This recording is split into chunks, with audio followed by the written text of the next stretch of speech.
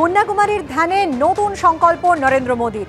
ভোটের ফল প্রকাশের আগের দিন নতুন সংকল্পের কথা জানালেন তিনি। দেশ গঠনে নতুন করে স্বপ্ন দেখতে হবে, 2047 সালের মধ্যে উন্নত ভারত গড়ে তুলতে হবে। নতুন ভিশন হবে রিফর্ম, পারফর্ম, ট্রান্সফর্ম। জাতির উদ্দেশ্যে 25 বছর উৎসর্গ করতে হবে। আগামী 25 বছরে নতুন ভারতের ভিত্তি মজবুত করতে হবে। দ্রুত এগিয়ে চলো, উন্নত ভারত গড়ো। ভোটের ফলের আগে কলম ধরলেন প্রধানমন্ত্রী নরেন্দ্র মোদী।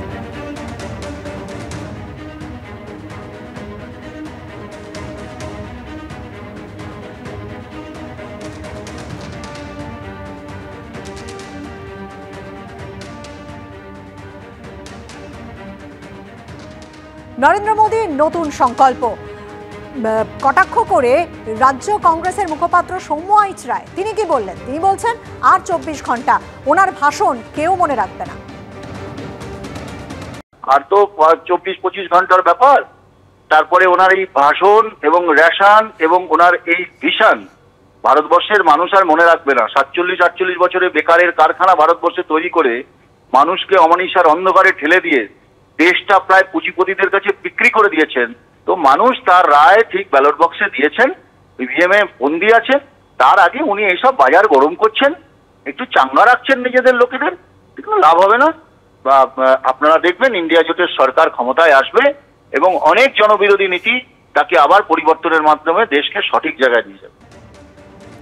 ভোট গণনার আগের দিনই ব্লগে নতুন সংকল্পের কথা জানালেন প্রধানমন্ত্রী। আর সুজন চক্রবর্তী তিনি বলছেন দিবাস্বপ্ন যে কেউ দেখতে পারেন, গত 10 বছরে দেশ পিছিয়ে গেছে।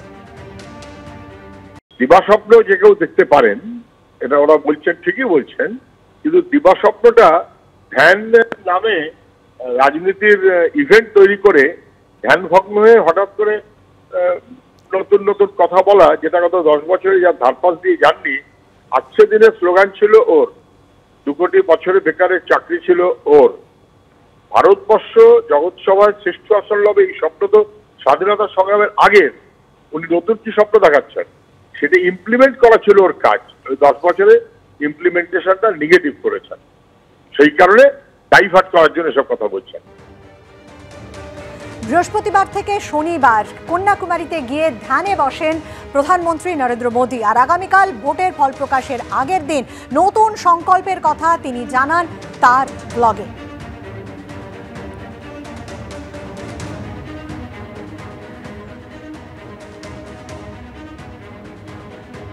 মোদীজি আজকের কথা ভাবুন, বড়জোর আগামী 5 বছরের কথা ভাবতে পারেন, 25 বছরের কথা না ভাবলেও চলবে।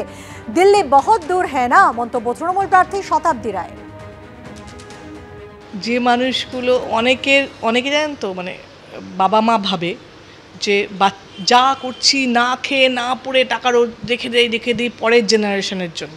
অনেক বাবা মা ভাবেন না, আমরা আমাদেরটা যা পাচ্ছি এনজয় করি, আমাদের মতন জীবন কাটাই, ছেলে মেয়েকে নিয়ে জীবন কাটায়, পরে ছেলেমেয়েরা নিজেদের মতন করে নেবে।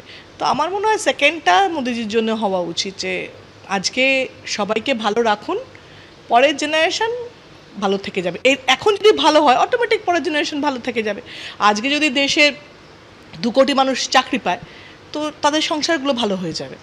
আজকে যদি সত্যি ব্ল্যাক মানি ফেরত আসে, তাহলে দেশের উন্নতি হবে, সেগুলোর এফেক্ট 25 সাল পরে আসবে। এবং আজকে যদি 15 লক্ষ টাকা করে যেগুলো দিয়েছিল, সে দেবার কথা ছিল, সেগুলো দিত, তাহলে সেই 15 লক্ষ টাকায় অনেকেই এস্টাবলিশ হতে পারত, ভবিষ্যতে তার 25 বছর পর তার এফেক্ট পেতাম।